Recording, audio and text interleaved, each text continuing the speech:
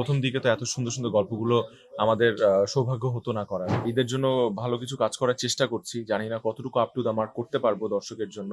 ওরকম কোনো সিক্রেট নাই, যেটা সত্যি কথা। আ চেষ্টা করছি অনেক বছর ধরেই আসলে কনসিস্টেন্সি ধরে রাখার। কিন্তু সবসময় যে ধরে রাখতে পেরেছি এটা আমি বলব না। আপস অ্যান্ড ডাউনস তো থাকেই লাইফে, ক্যারিয়ারেও থাকে।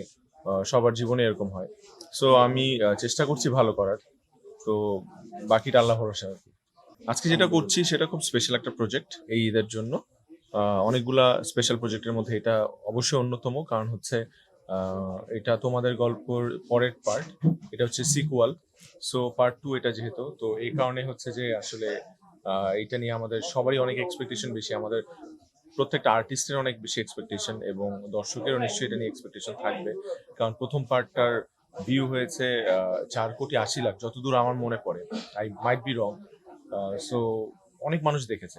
তো এটা আমাদের জন্য অনেক বড় একটা পাওয়া। নট অনলি পারিবারিক, আমি আমি চেষ্টা করি আসলে আমার প্রত্যেকটা কাজ একটু ভালো করে করার। সো শুরু হয়েছিল রোমান্টিক বলব না। মানে শুরু হয়েছিল তো আসলে গল্প ভিত্তিক কাজ দিয়ে আসলে আমি বলব না। কারণ হচ্ছে প্রথম দিকে তো এত সুন্দর, সুন্দর গল্পগুলো আমাদের সৌভাগ্য হতো না করার। ভালো, ভালো ডিরেক্টর, ভালো চ্যানেলের কাজ করার সৌভাগ্য হতো না। তারপরেও আসলে একটা আর্টিস্ট খুব সময়ের সাথে, সাথে বিল্ড আপ করে নিজেকে, নিজের ক্যারিয়ারকে। সো এই কারণে আসলে আমি বলব যে এখন যেই সিচুয়েশনে আছি, সব ধরনের কাজ করতে কনফিডেন্স ফিল করি। সো এটা অনেক বড় একটা ব্যাপার আসলে আমার কাছে মনে হয়। সামনে কোরবানির ঈদ, এটার জন্য আসলে আমি যেটা বলবো আরকি, যদি প্রাসঙ্গিক কথা বলি তাহলে অবশ্যই বলব যে ঈদের জন্য ভালো কিছু কাজ করার চেষ্টা করছি। জানি না কতটুকু আপ টু দ্য মার্ক করতে পারবো দর্শকের জন্য। কিন্তু চেষ্টা করছি ভালো কিছু কাজ উপহার দেওয়ার। আশা করি দর্শকের ভালো লাগবে এবং আমরা আসলে অনেক পরিশ্রম করছি।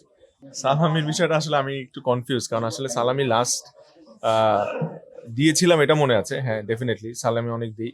কিন্তু পরিবারের মুরুব্বিদের কাছ থেকে ডেফিনিটলি সালামি টুকটাক তো একটু পাই। দর্শকদের উদ্দেশ্যে একটা কথাই বলব, সেটা হচ্ছে আমরা আসলে অনেক পরিশ্রম করে কাজ করি এবং অনেক কষ্ট করে একেকটা প্রজেক্ট করি।